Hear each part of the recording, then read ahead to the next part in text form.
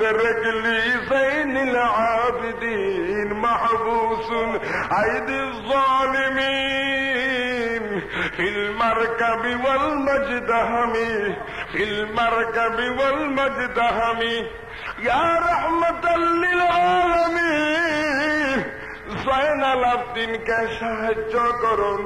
জালিমদের হাতে জয়নাল আবদিন জীবন যাপন করতেছে। ইয়া রাহমাতাল লিল আলামিন। আওলাদে রাসূল হযরত জয়নাল আবদিন রাদিয়াল্লাহু তাআলা আনহু তিনি বেদাত কি কম বুঝতেন, শিরকের মাসালা কি ওনার জানা ছিল না। তিনি দূর দেশ থেকে আমার মদিনা ওয়ালাকে ইয়া রাহমাতাল লিল আলামিন বলে ডেকেছিল।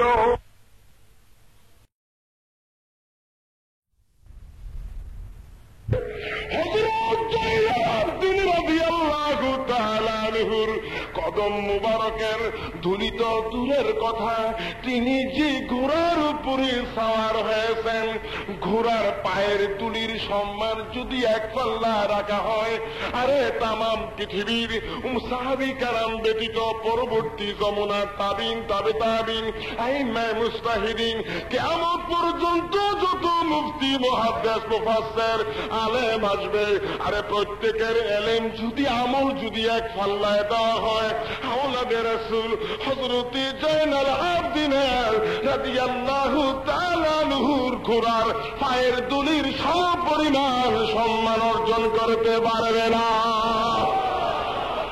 ভাইয়েরা আমার, তিনি তো দূর দেশ থেকে আমার মদিনা ওয়ালাকে ইয়া রাহমাতাল লিল আলামিন বলে দেখেছিল। দলিল দেওয়ার পরে দেখলাম মৌলবীর চেহারা কালো হয়ে আসলো। যখন আরবি টু আরবি শুরু করলাম, হুজুর বাংলা বলেন। হুজুর আমরা কিছু কথা জানতে আসছি। আমি বললাম গত বছর যশোহরী সাহেব গেছিল, ঠিক না? যশোহরী সাহেব সকালবেলা প্রোগ্রাম থাকার কারণে অনেক দূর চলে গিয়েছিল, কথা বলতে পারেন নাই। এখানে পা রাখার পরে শুনতে পাইলাম যে আটরশি বিশ্ব জাকের মঞ্চে আলেমরা গত বছর পলায়ে গেছিল। আসুন আসছি, কথা বলেন, আরবিতে কথা বলেন। আরবি যখন শুরু করলাম, পরে তো হুজুর শিখতে আসছি, কিছু কথা জানতে আসছি। বলে সুবহানাল্লাহ। এগুলো হলো ওয়াহাবিদের চরিত্র। কার চরিত্র?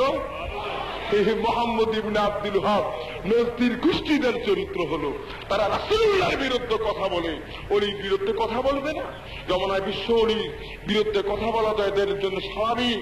ভাইয়েরা আমার, গভীর মনোযোগ।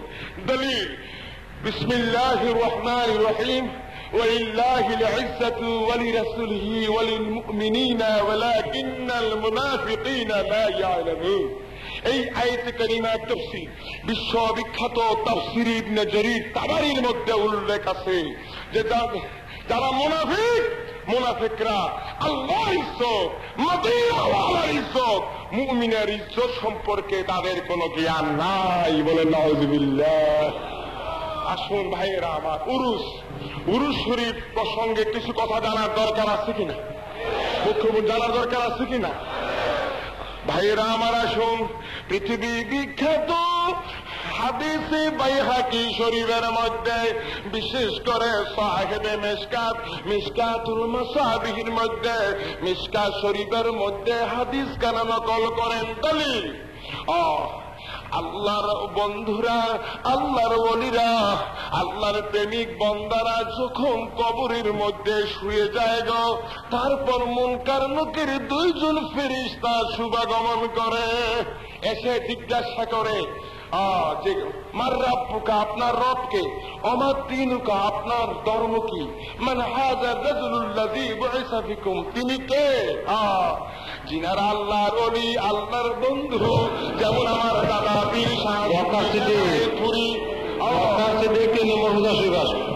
ভাইয়েরা আমার, এই ধরনের আল্লাহর ওলি যারা নবীর প্রেম সমুদ্রের ডুবুরি, আল্লাহর প্রেম সমুদ্রের ডুবুরি, তিনারা জবাব দিয়ে দেন আমাদের প্রভু প্রতিপালক হলেন আমার আল্লাহ, আমাদের ধর্ম হলো ইসলাম, আর তিনি হলো নবী মুহাম্মদুর রাসূলুল্লাহ সাল্লাল্লাহু আলাইহি ওয়াসাল্লাম।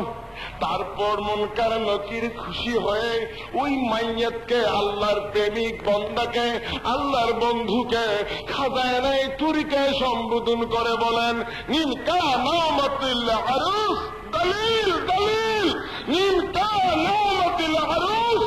এই দলিল খানা চোখে দেখো, না দেখলে 500 পাওয়ারের চশমা লাগাও, তাও যদি না দেখো 1000 পাওয়ারের চশমা লাগাও।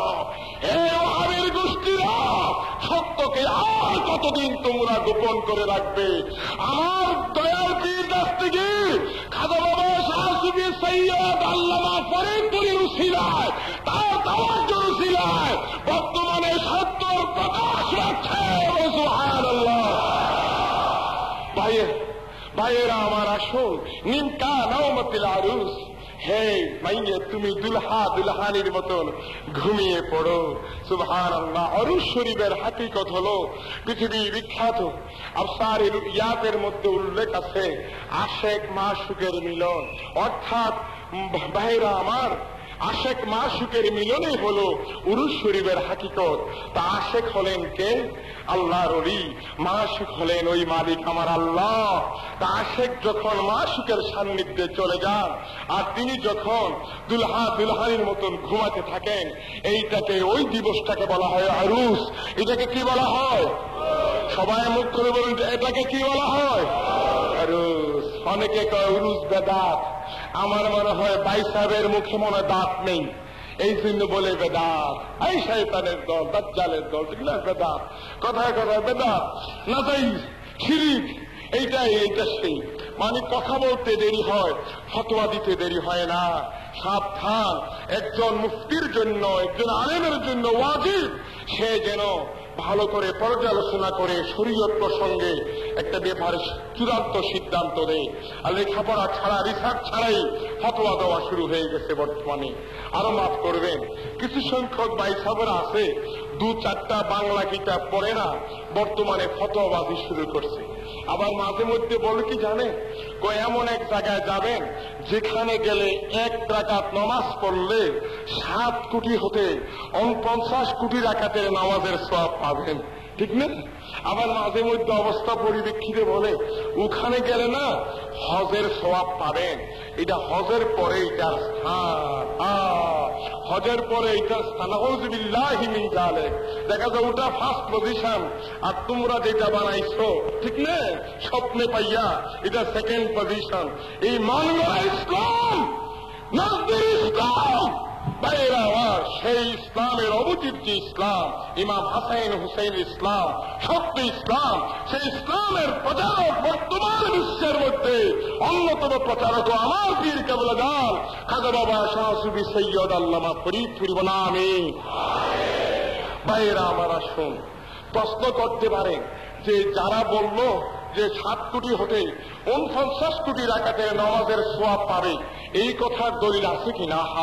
এটা ভুয়া দলিল, বানাওয়াট কথা, মিথ্যা কথা, এদের বানাওয়াট হাদিস।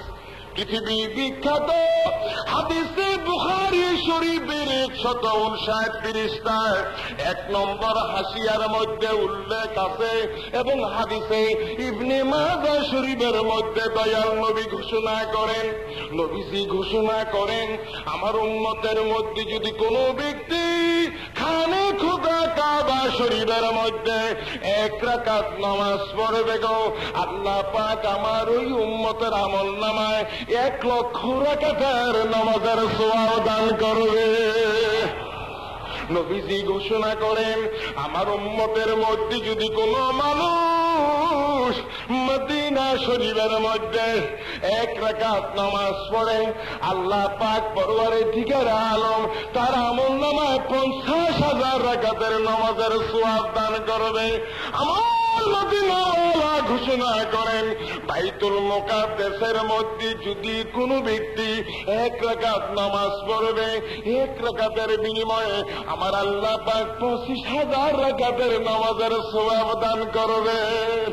প্রায় 1450 বছর পূর্বে আমার মদিনাওয়ালা এই সওয়াব নির্দিষ্ট করে দিয়ে গেছেন, সওয়াব ঠিক করে দিয়ে গেছেন। আর বর্তমানে দেখা যাচ্ছে ভাই গো, বানাওয়াট হাদিস বাহির হয়েছে।